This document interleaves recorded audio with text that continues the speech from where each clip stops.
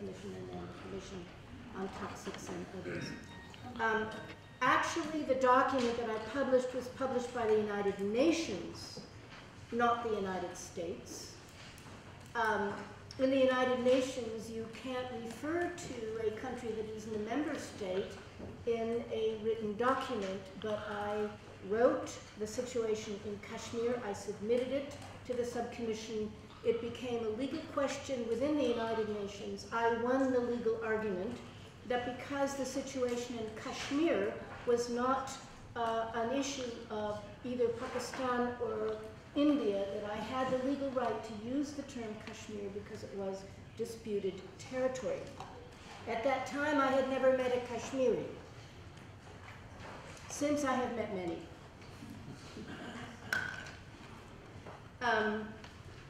I urge you, of course, to look into this document. I apologize for its weight. It is extremely heavy, and for me it is extremely heavy to carry about. But I assure you, you will be a better person if you carry this document about. Normally, my organization is on this document. Normally, my organization publishes smaller documents. In fact, from 1993 through 1997, we published an annual review of the situation in occupied Kashmir that we circulated at the United Nations, and we have continued to work on the issue of Jammu and Kashmir at the United Nations. Of the 169 recommendations, not one discusses the promised plebiscite. Not one uses the term self-determination. Not one refers to the still viable Security Council resolutions and the failure of the international community to implement those resolutions. From 1940, I think it was 48, with the implementation of the United Nations Commission for India and Pakistan, this issue has been on the agenda. There still is the authorization through the Security Council of the peacekeeping force on the line of control. Everyone seems to forget it in the UPR process. Everyone. It is a shame, and it is a blot on the process.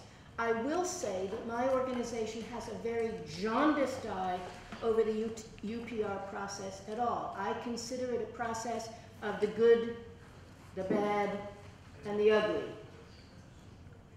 If some of you remember the Clint Eastwood Western, and there was just an invocation by Clint Eastwood that was quite embarrassing from my perspective for him at the Republican Convention. It makes me think of it.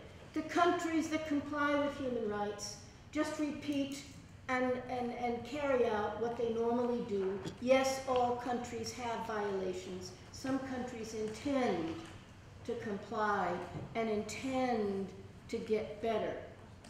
These are the good. And even with the good, some of the many recommendations, for instance, my own country, there were 192 recommendations in the last UPR. Most of them were referring to ratifying conventions. People forget that the Senate of the United States has to affirm a treaty. Since Jimmy Carter, the Senate Republicans have opposed ratification of all these other treaties. Why waste time in the UPR saying recommends that the United States consider ratifying XYZ when there's absolutely nothing the administration of the United States can do until the Senate comes around, and the Senate will not come around until the Democrats have a huge majority.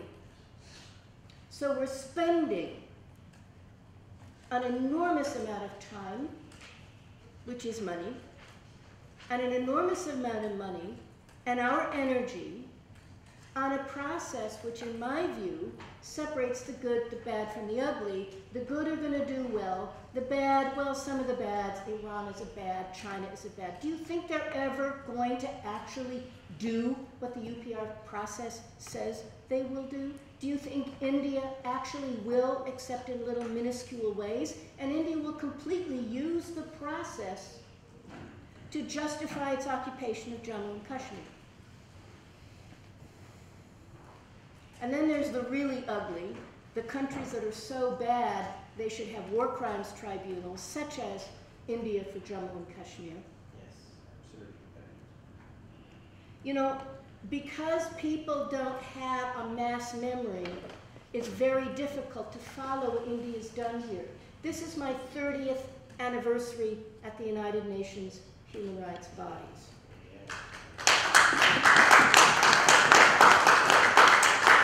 My mother and father, thank you for that. I have seen India pull tricks for 30 years. I have seen India undermine processes in the United Nations and demonize respected members of human rights bodies for 30 years. It has not changed in 30 years. When we look at the situation of Jammu and Kashmir, it is not a territory of India. But India has up to 700,000 troops in Jammu and Kashmir. What is that status in international law? What is not in the recommendations here? What is the legal status of a situation where a country is occupying with troops a territory that does not belong to it?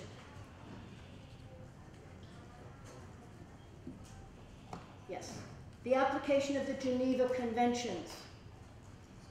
If a state is militarily occupying a territory that does not belong to it, it is a Geneva Convention, i.e. the law of armed conflict. It is a legal issue under humanitarian law, not humanitarianism, that's do good to your neighbor. I mean the law of armed conflict. If there is a military force occupying a state to which it does not own, it's a violation of the Geneva Convention, and the human rights violations that are discussed in here, to the degree they relate to Jammu and Kashmir, are violations of the Geneva Conventions. That means war crimes. Article 2 of the Geneva Convention says that when there is a military occupation of a state that that state doesn't have a right to, the Geneva Conventions apply even if there is not an ongoing conflict. So until the legal status of Jammu and Kashmir is determined, the presence of Indian forces, number one, is a violation of humanitarian law, and every single incident of torture, disappearances, etc., is a war crime. Has the UPR ever discussed that? No, it's absent. 169 recommendations. Here we have special sessions and committee of inquiry and all of these other things for Syria. A similar situation, it's a different situation for sure, but it's a situation with mass violations of humanitarian law. What about the mass violations of humanitarian law in Jammu and Kashmir? Nothing. Silence. Can we pick and choose when we address war crimes and crimes against humanity? I say no. I think what needs to happen in the upcoming UPR is that we need to get to states and have them bring up these kinds of issues. I don't want another 169 recommendations to go through blah, blah, blah. Encourages the government of India to ratify blah, blah, blah treaty, improve the situation of torture. I want something that acknowledges the fact that India does not own Kashmir, and that the plebiscite has not occurred. And that the determination of the wishes of the Kashmiri people has not happened. I'm afraid this UPR process has sort of buried the issue of self-determination, the gravity of the crimes in Jammu and Kashmir, and I just don't like this happening. I frankly don't like the UPR process at all, because I think when there is a serious situation, we have procedures for that. We have the treaty bodies and we have the reviews there. We have the ability to have special sessions, etc. But to put all this together, I think India uses an excuse to undermine the rights of the people of Jammu and Kashmir.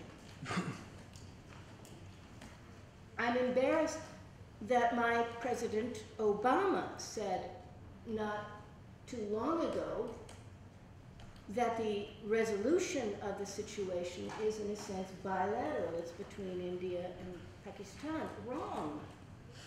If you have people with a right to self-determination, the determination of their rights is their issue. And it's an international obligation to ensure that those people exercise the right to self-determination. This is why we have Common Article 1 of the 2 human rights covenants as the issue of self-determination. It shows you the importance of the right to self-determination in international law. It's not something that you decide you'll go for if it suits your politics.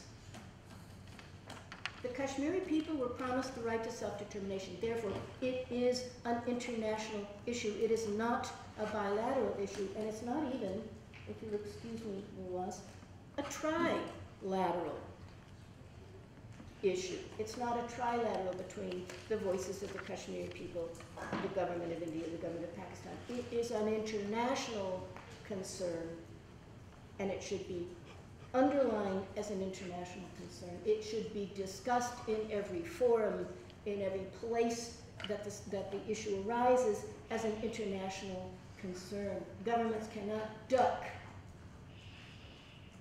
when the right to self-determination is in place. Now, where to go from here, seeing as that we already are way down the road in having this UPR process undermine the rights of Kashmiri people. We can talk about particular acts, but if you talk about particular acts, you're taking away from the underlying problem. Yes, the Armed Forces Powers Act is bad. No question about it. It is abusing the law. It is taking advantage of terrorism. It is playing as many tricks as possible. But by focusing on that, it takes away from what is the real issue. The real issue is India does not belong in Jammu and Kashmir.